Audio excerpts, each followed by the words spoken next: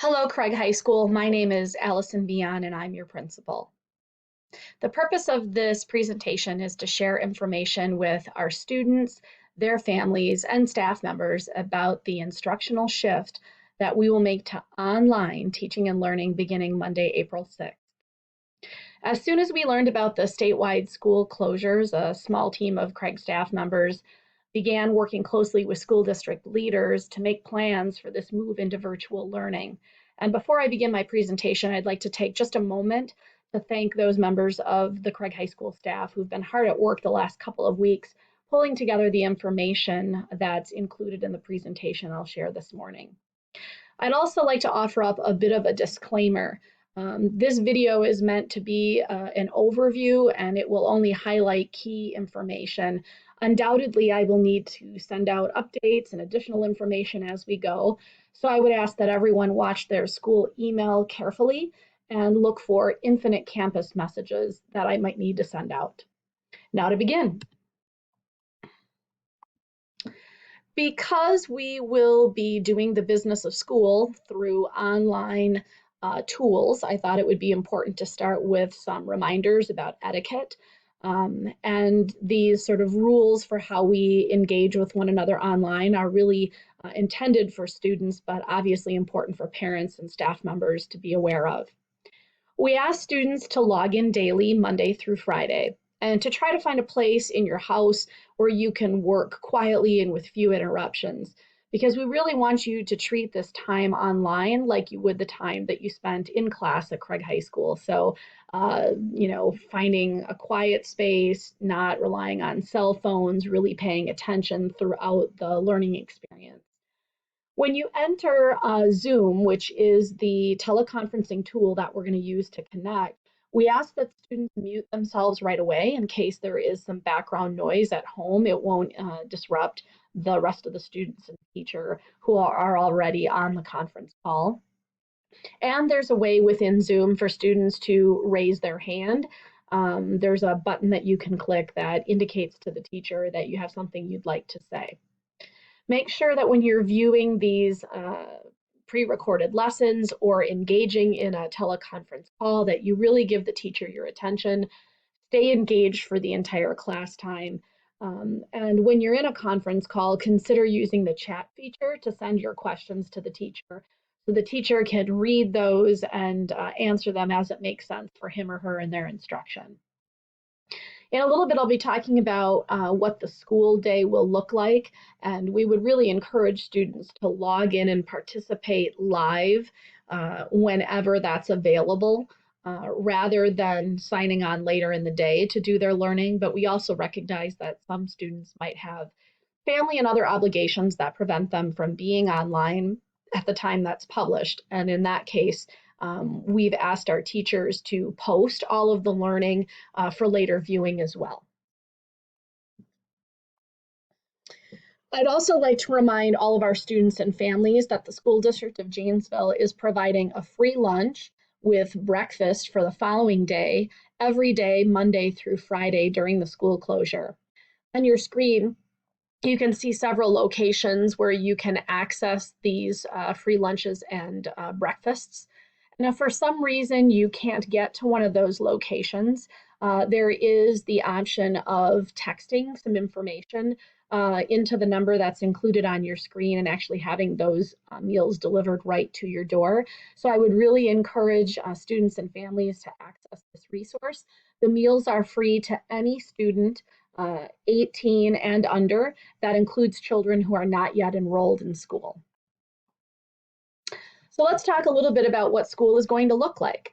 We are going to use a weekly B day, C day rotation as our schedule, meaning that the first week of school will be hours 1 through 4, and the second week of school will be hours 5 through 8, and we'll rotate through that schedule on a weekly basis. The reason we did this is to allow both our students and our staff to only have to focus on 4 classes at a time. So if you follow along on the screen, this is really what the schedule looks like for teachers. They have some time in the morning to get ready for instruction, and then students sign on beginning at 9 a.m. There are 4 class periods of 20 minutes in length, And so that would keep students busy from about 9 a.m. until about 10:35 each day. Uh, some of your teachers will be live during that time, and other teachers might post pre-recorded videos or push out assignments. And so you'll need to pay careful attention to your teacher's directions about exactly what will be happening during those published times. And then from 10:45 to 12, teachers have office hours and students have independent work time to work on the work that was assigned during class time. Students, this is also a time for you to reach out to your teachers if you need some extra help or have questions. And certainly parents, you're also free to reach out to teachers during that time. We'll all take a lunch from 12 o'clock until 1 p.m. And then teachers have some additional work time in the afternoon. It is possible that some teachers might also make evening office hours available, and so students make sure that you're listening carefully to your teacher's instructions about when they will be available for your help and for call-ins. And we would ask that you respect, the times that they've published and only access them during those times. Attendance matters, and it will continue to matter in this online platform. The way that we'll mark whether or not you've been in attendance is through completing your work. All of the work for the week, Monday through Friday, will be due Saturday evening at 11:59 p.m. And that will be true every week. So you'll be assigned work Monday through Friday.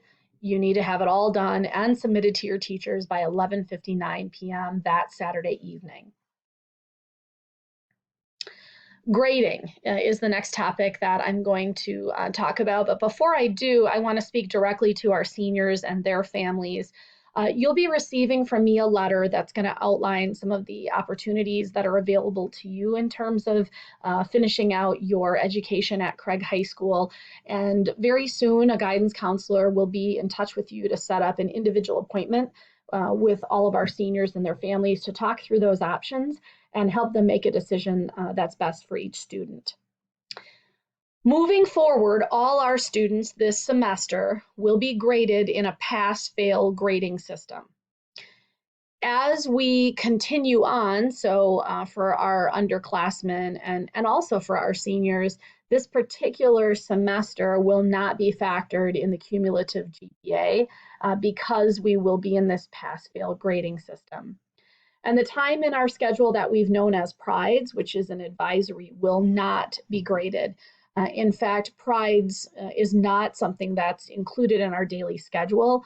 Rather, we're going to ask our PRIDE leaders to serve as sort of an advisor to students, checking in to make sure that things are going well and answering any questions. I want to talk a little bit about what the expectations are for staff. Staff members will be sharing all of their instruction through the Google Classroom platform, and they will be sure to review the schedule and their office hours with students. They will have some availability every day, but they are also allowed flexibility in determining when they'll be available for students and families to call in. A reminder that, again, assessments are due Saturday evenings at 11:59, and then teachers will work to provide feedback on the work that is submitted, and then record scores in Infinite Campus, just as we've done in the past. Our staff members will use Zoom teleconferencing to connect with student families and their colleagues. They will be keeping record of students' attendance, which is measured through work completion. And they will be preparing materials to help students engage in this online platform. And so those might be pre-recorded lessons that are posted. It might be live teleconference calls where they're presenting, engaging students in a discussion, or it could be pushing out some work or activity through Google Classroom. We are asking our staff members to be very flexible with students. We know that some of our students and families might have circumstances that make it difficult for students to call in between the hours of 9 and noon. And so we're asking staff members to try to be as flexible as possible in creating assignments and opportunities that allow students to engage outside of the hours of 9 and 12. Our teachers are going to continue to work together with one another, just like they've always done, to develop the lessons and activities that will be shared with our students. And we will continue to offer professional development for all our staff members so that they feel comfortable with virtual learning, platform, and all of the various technological tools that we're going to be using in this new learning environment. Some expectations for our students. Students are expected to log in to their courses daily, Monday through Friday. They're expected to complete the work that is assigned and meet the Saturday evening deadline. Students, just like staff members, you're asked to check your email daily and to stay in contact with your teachers. Reach out when you need something. Make sure you're using the published office hours as the times you contact your teachers for help. And we'd really encourage you to try using Zoom, the teleconferencing tool that we'll be using, with friends and study groups. We would ask that students allow your parents access to Google Classroom, and since most of you are familiar with Google Classroom, really show your parents how that works and how you navigate within the classroom. Now, directly for our parents, on this particular slide, there are links to some websites and other online tools that might be beneficial to you as a family. There's a school district website. There are some links to learn more about Zoom conferencing in Google Classroom. We'd, of course, encourage you to like and follow the School District of Janesville and high school Facebook pages. Please make sure that you also feel comfortable reaching out to staff members when they're available. We really are here to help. I know teachers want to do all that they can to support your students in this online platform, and so don't be hesitant about emailing, setting up a time for a teleconference call, or calling by phone.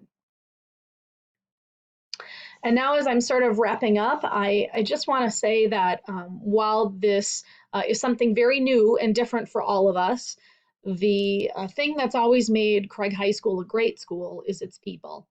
And by working together, I believe that we can do all the things we need to do to make sure that students continue to learn and grow in online teaching and learning.